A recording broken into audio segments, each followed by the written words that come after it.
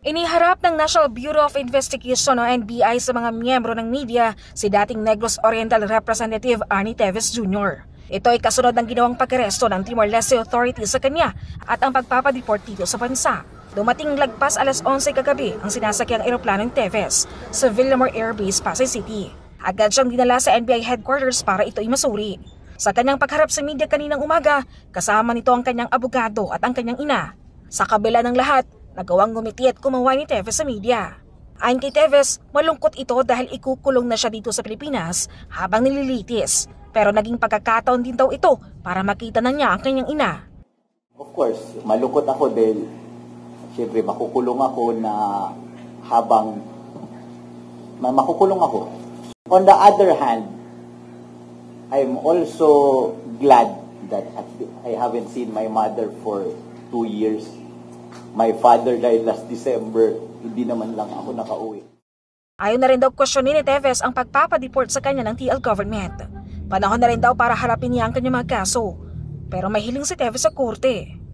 Kung hindi man ako umuwi, haharapin, kailangan pa rin ito matapos eh. Ito lang sana yung request ko sa sa korte na sana mabilis yung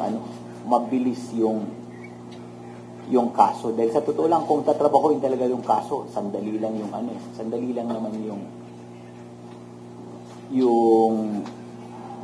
lang matapos kung ano. So, yun lang yung Anyway, I trust my lawyers very well. Ayon kay Teves, malinaw daw ang kanyang konsensya sa nangyaring pagpatay kay Robert Digamo. My client just wishes to convey that regarding the previous question, his conscience is clear. Let's leave it at that. Handa na po kayong harapin si Mayor Janice Digamo? Wala naman problema. I can face anybody in this world. Matapos iharap si Teves sa media, dinala na ito sa NBI Detention Facility sa Bureau of Corrections sa Muntinlupa City. Doon sa pansamantalang ikukulong habang wala pang commitment order ang korte. Magmula nang gibain ang building namin sa Top Avenue, wala po kaming detention facilities. So nakipag-coordinate kami with Bucor, pahiramin kami ng space doon.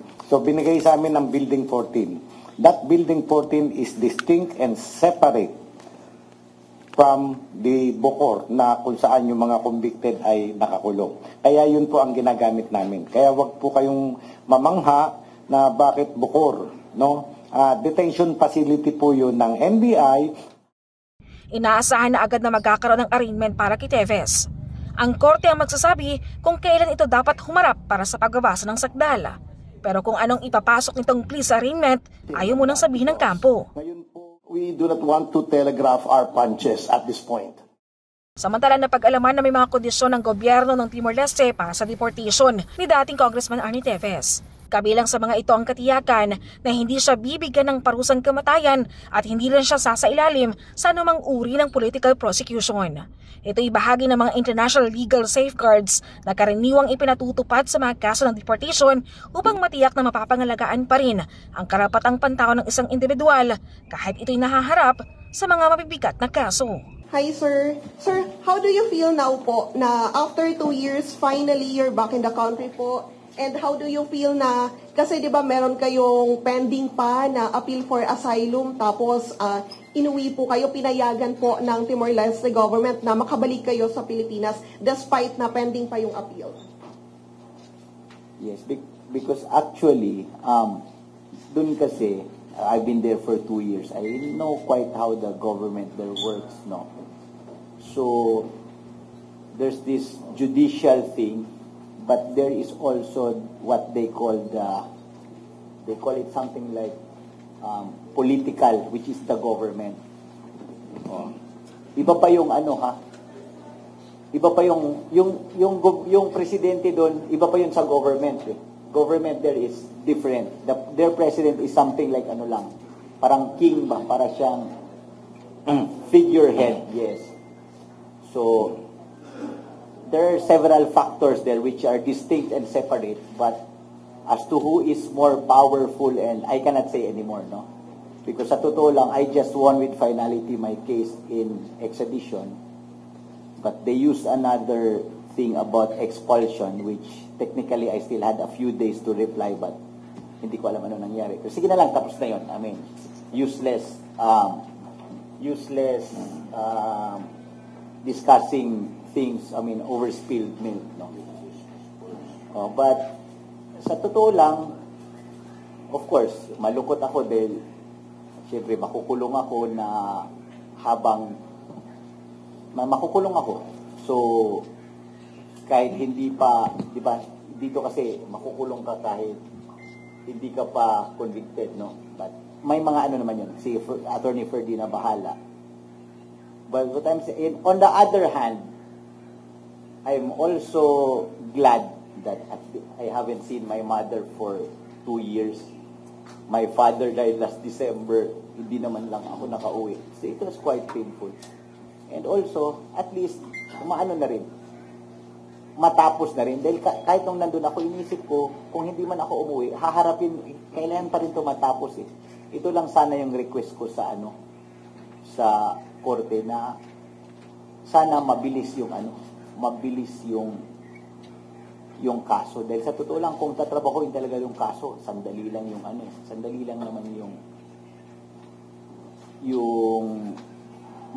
lang matapos kung ano. So, yun lang yung Anyway, I believe I trust my lawyers very well and I know my conscience is clear. So, ang sa akin lang, sana lang mabilis yung proseso para matapos na. Di ba? Matapos na siya. Para tapos na. Thank you. Again, we kindly advise the ex-congressman of his rights, and the good counsel may answer for his client. Thank you, sir. Next. Hi, sir. Good morning. I am Camille Samonte from TV5. Question po kay Mr. Teves. Sir, just want to get your reaction dun sa naging statement ng government ng Timor-Leste. They were saying that one of the reasons why they decided to deport you is because of the implication of the national security ng bansa nila. Kung baga sinasabi nila, yung pananatili mo doon ay nakaka-apekto sa kanilang security? Siguro si Attorney Topacio na lang ang mas competent sumagot niyan. Attorney Topacio, sir? Yes, okay. Ganito lang yon. Kung sino man nagsabi nun, everyone in this world are entitled to their own perceptions. Thank you, counsel. May answer, please.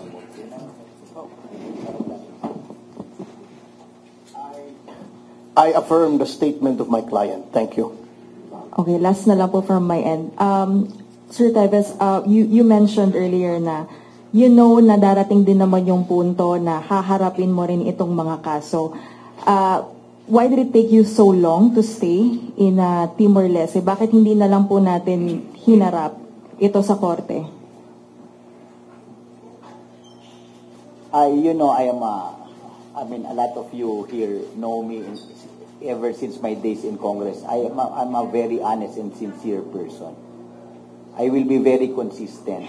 Even our pleadings in court, I had not had, even now, still have, but of course, here I feel safer with the NBI because pasalamat ako kay Director at sa lahat ng staff ng NBI na maganda yung pagtrato nila sa akin mula nung pagkuha sa akin hanggang ngayon.